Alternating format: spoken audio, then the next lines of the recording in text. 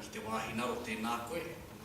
Nau nei I here te rani, te ihu me te rai o te rani ki te ihu me te rai o te whenua I tēnei rā. Kia wā te ai tātai, te kuhu ki tēnei kaupapa kai mui te aroaro, nō reira tēnei te mihi ki a koe. A tēnei te mihi ki a tātou te whare, tātou me te kaupapa nāna nei tātou I tō mai I tēnei ata. Ki te ruku tātou ki te re tōtanga o tēnei kaupapa, ki nā hōpua wai, ki nā hane wai, hei kai, mā tātou I tēnei ata, nō reira tēnei te mihi nui kia ora tātou. Really don't know how to follow that introduction, e kare mā. Perhaps ho ho ho might be appropriate. I'm thinking if I'm hana koko, then he's Santa's little helper. Actually, yesterday when I was talking to a colleague of mine who was going to a conference today, I said to him, look Ewa, I'm going to Te Mauri o Te Wai conference. And he said, oh, I'm going to the Disaster and Emergency Conference in Wellington. And when I turned up and I saw Tāmati was MC, I actually thought I was at the wrong conference. And this was the Disaster Emergency Conference. Yoya! I was a little bit concerned about what I was going to talk to about today. And I'm glad I've only got 30 minutes. They say a good speech is like a woman's skirt. It should be long enough to cover the subject, but short enough to arouse interest. And as I've got 30 minutes, you can think of this as the mini skirt of Kauhau on Matariki. So, I think one of the things when we're talking about the environment, and we, particularly as Māori, when we're thinking about the environment, we're thinking about sustainability, even if we're talking about water, one of the things that we always seem to do is we look down. We seem to look down and we worry about those things that we have a tangible connection with. So we think about the water, we think about the land, we think about the trees, we think about the animals, but we never look up. We never think about the indicators that impact on the land that are actually in the sky. And it's something that our ancestors did every day. Their activities and their actions were guided by what was in the sky. And the movements of the animals and the changing of the environment was impacted upon by the stars that were in the sky, by the lunar phase, by the movement of the sun. And after going to a number of conferences and listening to a lot of people talk about the environment, that component seems to be missing. So there's a very well-known saying from here, ko tahi te atu o te ao Māori, ko rangi nui e tū nei, ko papa e tahoto nei. There is one God, it is rangi and papa, and they are inseparable. In order to know one, you must know the other. And so in order to know our environment and our waterways, we must understand what's happening in our sky. And I think in the world of kōkōrangi, or astronomy, and within the whare kōkōrangi, Māori, there are two types of tohunga that play a role in these institutions traditionally. There were those that did tātai arorangi. Tātai arorangi is the same as tātai whakapapa. That's where you list off the name of the stars and the objects in the sky. And that's actually the easy bit. So you're listing these objects, that's tautoru, that's takurua, that's the moon. And the other part, and the other tohunga that are part of these institutions are tohunga tātai ara whetūrangi. Those are the individuals that not only know the names of the stars, but actually interpret what the stars are saying. So if Rehua rises and is very red in the morning, and e tau kapo mai ana, so it comes in and out, in and out, you know that at the next full moon, that the eels will run. Or if takurua is seen e pioio ana ki te tūāpai, or shifts from side to side in the early morning, you know that the following day, there will be a frost. So it's the ability to interpret what's happening in the sky and bring those messages into our world. And I think some of this was the extraordinary ability of our ancestors to look into the sky. Your eyes are like a muscle. And if you go to the gym, unlike Tāmati, and you work on your muscles, they get stronger and stronger and better every day. And when you spend night after night looking into the cosmos and reading the signs and reading the planets and the stars, your eyes become accustomed to that. And we've lost this ability. We don't look long distances out over the ocean or out over the landmass or looking into the sky. The sky we're concerned with is the sky that's on our television. And this is a quote from Colenso saying that he has proven that Māoris could see satellites or the moons crossing the face of Jupiter.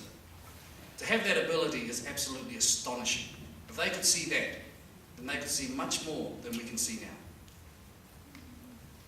And the importance of our whare kōkōranga. And this is another quote saying that the priests and chiefs use these places as a meeting place in which to speak of planting crops, hunting, fishing, and other matters connected with food gathering, but more specifically as to the manner in which the stars govern these occupations and guided operations.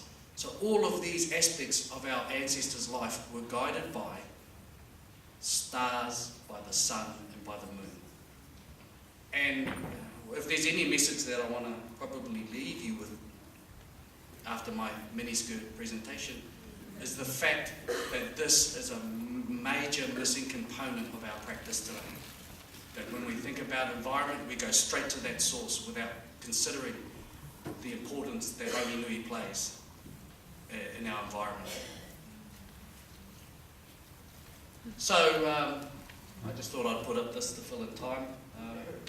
Te Tututu Kaurewa, or the original pantheon of beings in the sky. And in many ways, the sky is an ocean. And we get this from the story of Tango and Wainui, who were the parents of Te Whānau Marama. And they had their children, the sun, the moon, the stars, Hinatore, which you'll all know as a glimmer. It's a phosphorus light. The only way I can describe that is like a glow stick, I guess.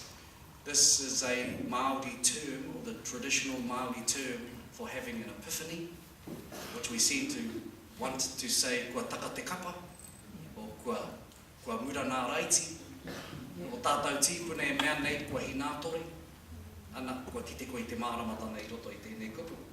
Te pari koikoi, me tētahi whetū wahine, he wahine whiroki nei.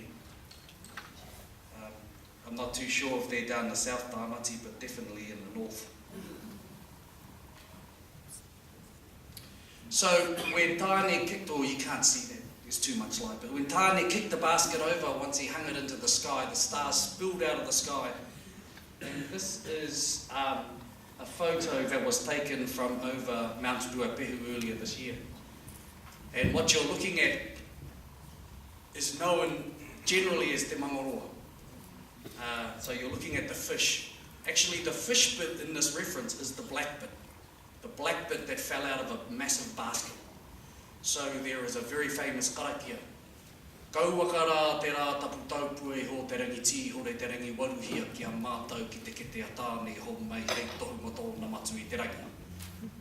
Clear my cloudy sky, so I can see the chest of my father and tell you how the stars got in the sky. Tātai tia rā ti whae ki runa rā ki a matariki ki atutahi ki a tautoru ki a rehua ki nā whetū tapu o te tā. Studded into the chest of my father were matariki and tautoru and rehua and atutahi, the sacred stars of the year. Ringi ai te ki te ko te ika nui o te rangi ka ngaro ki runga rā ti hei mauriora.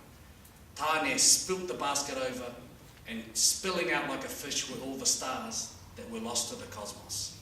And so when you look into the Milky Way, you're actually looking back inside a giant cosmic basket that's tipped upside down with all the stars spilling out on each side, and it fell out like a giant fish, like te tini o Tangaroa, and those are the stars that are in the sky. So there are lots and lots of references to the ocean that are stuck in the sky. So the stars were taken by Tāne in the basket, te kete nui, and he put put it on the first canoe ever. The canoe's name was Punariki. If you come from Matatua, go a little further west to Tainui, and its name is Uruau. Te Aroa is not too sure what name it calls it. Some Uruau, some references, some Punariki. But it was the first canoe. And Tāne and Tamareriti sped out across the ocean to a place where the sky meets the ocean. That joining place is known as Te Pai Wai o Te Rangi. And then they began their ascent into the sky. Stopped when Tāne was ready, and Tamareriti threw the anchor over. The anchor's still in the sky. Ane, ko mahutonga, this is the Southern Cross. This is a circumpolar star. That means it doesn't rise and set, it just goes round and round in the south. And if it wasn't for this anchor, all the stars would float away. Here is the canoe. This is Tamareriti's canoe. So you can see koine te taui. This is the front. This is the bottom. This is the back of the canoe. This star here is Tamareriti. And this is his fishing line. He's fishing. Tamareriti fished up a aua, or a herring. He was very hungry and he swallowed it whole. Choked and died. I just thought I'd tell you that. The moral of that story is chew your food. This is the entire cluster. So here you have an anchor with te taura o te waka o Tamareriti. This is the rope that ties the canoe. And if it wasn't for that anchor and the rope, Tāne would not have been able to stick the stars in the sky, and they would not be in the place that they are, because they'd all drift away. And this is the ocean in the sky. And this canoe rises and sets night after night. And that's how the anchor goes round and round in the sky. I suppose, what I'm probably here to talk most about is Matariki, and how Matariki impacts upon our waterways and our way. I've probably been getting a little bit of flack about this, and I've seen some of Tāmati's posts about my statement out of the research that I have, stating that there are actually 9 stars in Matariki. If you have 7 stars in Matariki, hoia tō waka. I'm not saying you're wrong. Mine is not the only version. Okay, mine's the only correct version. Mine is not the only version. Okay, some have 6, some have 7, some have 8, some have 9. This is right across Polynesia. In Hawaii, they have 9 names for the stars in Matariki. In East Island, they have 9 names for the stars of Matariki. In some places like the Marquesas, they have 9 names for the stars of Matariki. In Melanesia, they have 9 names for the stars of Matariki. The Greeks had 9 names for the stars of Pleiades. Okay? I want to question why we have 7. Why we have 7 when we have a quote from this best that says, I found the Maoris could see more stars in the Pleiades with the unaided eye than I could. For while I could see clearly 6, they could see 7 and sometimes 8. My question is, if they could see more than 7, would they name more than 7? If they could see the moons traversing the front of Jupiter, would they have more than 7? Particularly when 7 Sisters is a Greek myth. That is not a Māori kōrero, and it's something that we have been colonised into believing, and we are recolonising ourselves time and time again. They are not 7 sisters. They are not all females, unless there's been some serious operations happening since the last rising of Matariki. They are not a flock of doves. That's a new one I've heard recently. They are a flock of kereru. Pleiades means to sail. Pleiades means a flock of doves from ancient Greek. That's a Greek story. Okay, and there wouldn't be 7 kereru anywhere near where Tāmati lives, because they would have all been eaten. Okay? These are Greek stories, and even though this looks like the Kapahaka group from Ruatahuna, this is Leonidas and the Spartans. Okay. Matariki is not little eyes. If you go right throughout the Pacific, they are the eyes of the god or the eyes of the chief. Right throughout. Polynesia, Hawaii, Tahiti, Cook Islands, Rarotonga, Rapa Nui, Marquesas, right across. Mata o te ariki, Matariki rane. Only in Aotearoa, only here have we little-ized these stars. And the person who translated little eyes was Elton Best.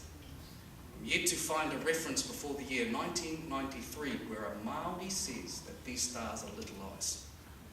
And we're telling our children, little eyes, ka. Nā mata o te ariki tāwhiri mātea. On the separation of Rangi and Papa, Tāwhiri disagreed. And so he fought with his brothers until two gave him a hiding. And in his frustration and his sorrow and his love for his father, he tore out his eyes, crushed them in his hands and threw them to the chest of his father, and there they stuck. Nā mata o te ariki tāwhiri mātea. This is a reason why you never predict where the wind's coming from, because he is a blind God. And he atua nei nei a tāwhiri mātea, an angry blind God, who thrashes his way around the earth. Our ancestors didn't name stuff without giving it a reason. They didn't go outside and say, that hill from now on is called Bob. And the river is Cheryl. Okay? Matariki, as little eyes, has no story. Karehe kōrero. But nā mata o te ariki tāwhiri mātea. This is the reason why our tipuna used to lacerate themselves and beat themselves when someone close to them died. This originates out of tāwhiri mātea. That's why our wahine used to cut their hair off. They would deform themselves as a sign of aroha for the person who has died. He whakaaro Māori tēnei. Anei te oropohanga o tēnei whakaaro Māori. These are the 7 that most of us know. The first person to record these 7 stars is Hami Orapio from Ngāti Awa. He's the first who sent his manuscript to Best, and he gives a genealogical account of those 7. He also talks about another 2, but they're not listed in the first genealogy. Mai Porou Rāwiri Te Kōkau of Ruatahuna lists 2 others, and these are their names, Wahutukawa and Hiwai Te Rangi. You'll see the W's beside them, that means wahine, and the T means tāne. So you see that they are male and female, and all of them have a role to play in the environment. Wahutukawa is connected to the dead. She is the oldest. This is a star that carries our dead across the year, night after night after night. Tipu Anuku. Tupu grow are in nuku, the ground. It's connected to all your vegetables that you grow. Tupu Arangi is all the things that grow in the sky. This is connected to the birds and it varies above your head.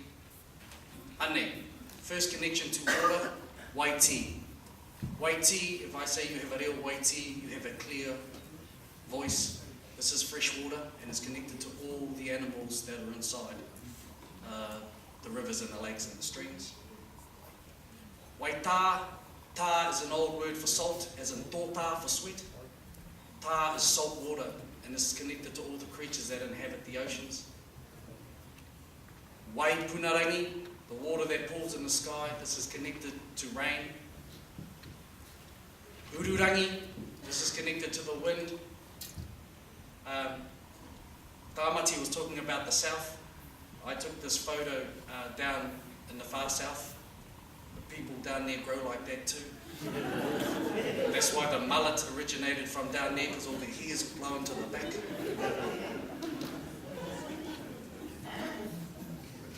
The final star in the group of the 9 that I have recorded is Hiwai Te Rangi. Hiwa means to grow lush in the sky. This is a star that is connected to your wishes of the year. So if you have a desire in your heart, and this star is seen brightly in the morning when Matariki rises, this is a time that you send your wishes. This is like a Māori New Year's resolution, I suppose. Engari he tapu. Wahutukawa and Hiwai Te Rangi are the sacred stars within the cluster. One is connected to carrying our dead, the other one is connected with your innermost, deepest desires of your heart. And the tohunga would take those who had desires in their heart at the time of matariki in winter into the gardens. They would dig a trench, and those people would stand in that trench and face matariki, and their feet would be covered by soil, and then the tohunga would karakia. Hira mai ia e te whea ki te o te rangi, hira mai ia e te nāwha o te rangi pērā, hoki rā, te kapua nui, te kapua roa, te mea, te mea, te mea. Then they would say the lines, ko tawhi te uru nānana, ko hiwa nui, ko hiwa roa, ko hiwa pūkena, ko hiwa wānanga, ko hiwa i te rangi. Taka taka te kāhui o te rangi ko i a pau tō putanga ki te whai au ki te ao māranga. Hiwa, great hiwa, illustrious hiwa, wonderful hiwa, hiwa in the sky. Come down from the cluster of stars in the heavens, plant my wishes in the soil, make them bear fruit. That's hiwa. And these are the stars. Now it's quite basically simple why they're spread out, why they are. Tipu ānuku, food, tipu ārangi, food, male, female. Rangi is always above papa. That's a basic 101. Haere koe ki te stātau mi tāmaki, kei raro nei a tipu ārangi, kei runake e tipu ānuku, kei te tino hira wātu. Kai, karehe tapu.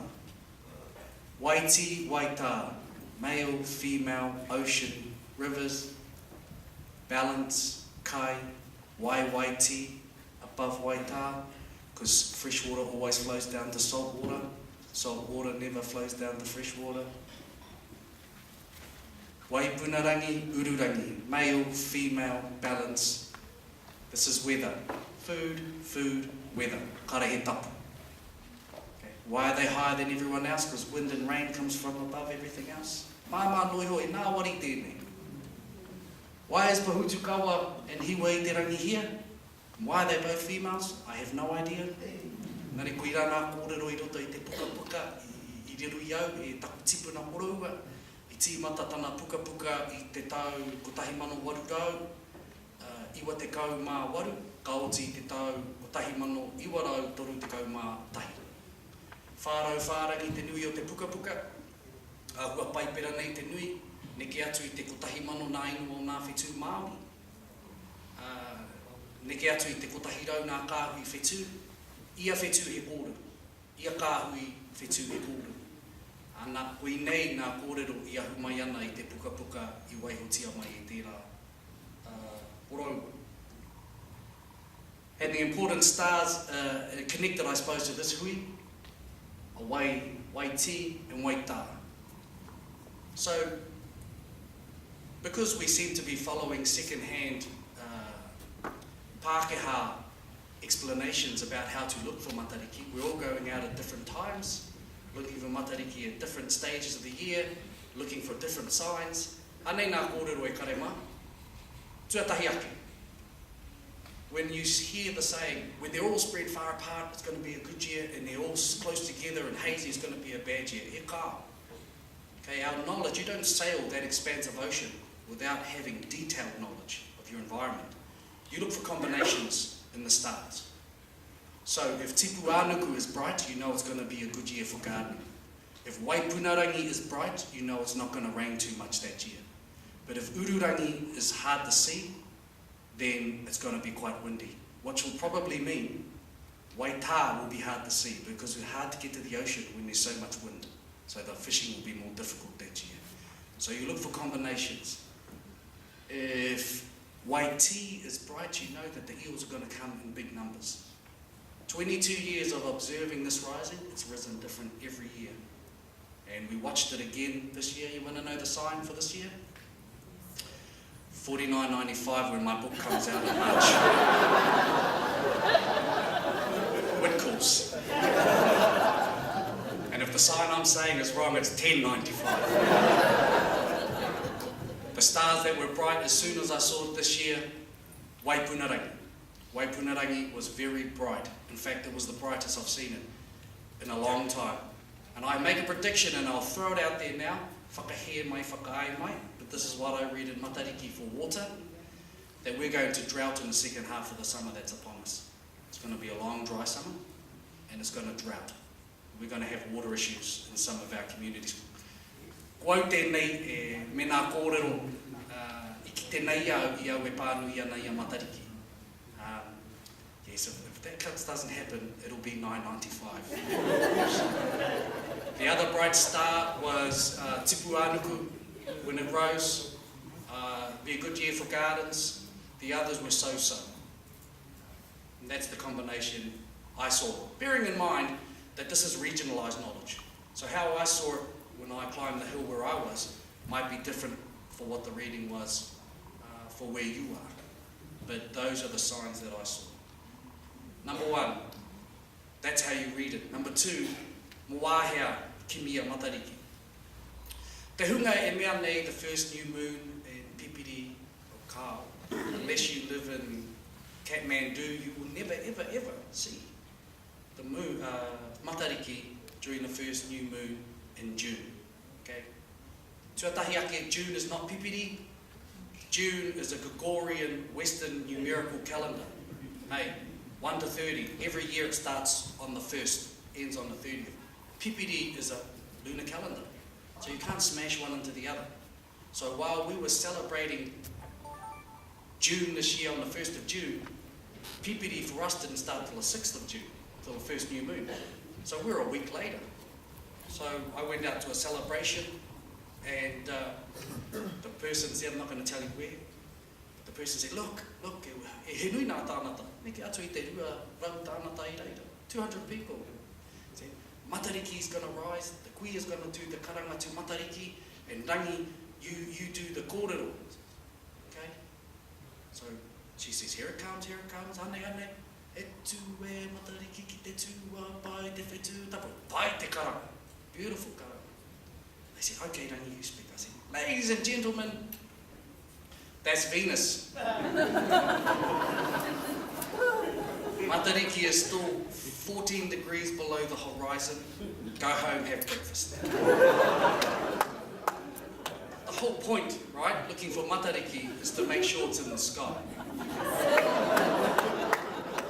The 6th of June was here on the new moon. Matariki was visible at about the 18th. That's still the wrong phase to look at it. You look at Matariki during this time of the year, of the lunar phase. These are the 4 nights of Tangaroa. Again, another water reference. So, my wife's not here, so I can talk about this. The sun is a man. Hey, he's consistent. He rises, spreads his love, sets. We're simple. Hey, we're simple. Very predictable as a man. You know, always right, but doesn't say so. Rises, sets, rises. The moon is a female, and as you can see, changes quite a lot. Rises, sets, rises, falls, rises, falls, falls, falls. Little rise. So, and in the names, you can see, you know, what they mean. Like these nights before Tangaroa, these are the kore kore moons. Kore kore is kore. That's not a time when much happens. Whereas Tangaroa, this is the most prosperous and fertile time of the lunar phase. So this is when it rises. So Wiremu Tāwhai says that the right time to look for Matariki is in the Tangaroa phase. Āpirahama Taonui in the 1840s says the Tangaroa phase. Tūtaka Nahau says the Tangaroa phase. In his manuscript, Mike Rowa says the Tangaroa phase. This is a time to look for Matariki. And this is a time to celebrate it. So you celebrate it in the last quarter. So it might already be in the sky, but you wait for the best lunar phase and then you celebrate across the year before the new moon. You do not celebrate or look for the sign of the year during Whiro, the god of disease, pestilence, plague and death. Who looks for the sign of prosperity during the night of Whiro? Okay, Kao, that is wrong. The new year might start there, okay, when the maramataka clicks over, but that's not when you look for the sign, and that's not when you celebrate it. You celebrate in Whiro, Whiro will turn up. E kōrero whakatūpato tēnei ki a tātou, te hunga e whakapono ana ki nā tua Māori. that when we're celebrating Matariki, me mōhio tātou moahea. Okay. This is Matariki 2015. I'll be finished soon. Not only do you have to know the correct lunar month, you have to know the correct lunar phase, you have to know the correct hour. And this is it here. There's a karakia that says, e tāne e, karawhiua mai rā, te toki atahua ki rangi ki a tā kirikiri mai te ata hāpara ki a kitero i a Matariki. Tāne. Smash your adze, the dawnbreaker against the horizon, and let the rays of the sun come through so I can read Matariki. This is the hour where you read Matariki, just as this reddish tinge happens along the dawn. And this is it here. So this is when you go out and say, yes, it's going to be a good year to fish. No, don't plant too many gardens. This is also a canoe. Tainui call this te wako tainui. This is generically known as te wako rangi, but it can be regionalised to be the canoe that you want it to be. So the East Coast will call this te waka o poraurangi. Down south, sometimes they refer to this as te waka tapu o takitini. This is a te waka o rangi. Matariki is at the front. Here is the bottom of the canoe. Back to tautoru or Orion's belt, and the scabbard or the handle of the pot. That's the back of the canoe. This is a canoe that rises in June. Every year rises in June. We wait for this to rise, and it rises and it gets higher and higher in the night sky as it comes, as our stars rise 4 minutes earlier every day. On this canoe is this star here called Taramainuku, and this is Taramainuku's net. That's not a worm or a crack in the screen, that's Taramainuku's net. And the reason you can't see the bottom of the net is because it's trawling across the land. And this net trawls every night for our dead who have passed throughout the year. So when our dead die, Taramainuku casts his net across the land and hauls up the spirits of those who have died that day and hangs them off the back of the canoe like the feathers that hang from the back of a war canoe in a place called Te Haorua, which is the middle star in the handle of the pot.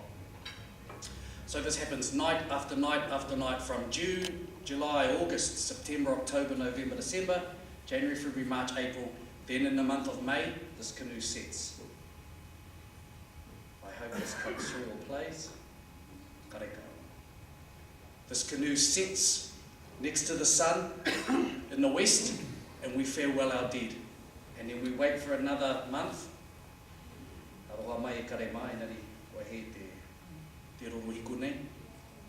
Then we wait for another month for this canoe to rise in this fashion again in the month of Pipiri in the lunar phase of Tangaroa. This is a moment where the dead that have been on us for a year are farewelled, and I'm going to end with this. This is the moment that we farewell our dead who we've carried with us for a year. Taramainuku stands on his canoe, he takes the mate off the back of that canoe and he throws them into the sky to become stars. This is when you are free from the dead close to you that you carry for a year. And our ancestors conducted 3 ceremonies to celebrate Matariki and to sever our bonds with our dead of the year. This is the reason why we don't unveil for a 12-month period, or we might not speak on the marae for 12 months. Traditionally, it wasn't a 12-month period. It was waiting for the rise of the new year of Matariki. So the first thing they would do is the tohunga would go outside at this time and he'd read the signs in Matariki. He'd make the prediction. The second thing they would do is a ceremony called Taki Mō Teatea, where the people would call out individually the names of the people that had died since the last rising of Matariki. So they would call their names out in a tohunga karakia, Kowai te ingo te mate. And you'd call them out one by one, and you'd weep and lament and let your dead go. The final thing they would have done is to prepare an oven, a umu kohu kohu whetu, or a ground oven. And in that oven they'd put a kumara for tipu anuku, and a kereru for tipu arangi, and an eel for waiti, and a fish for waita, and they would cover it with earth.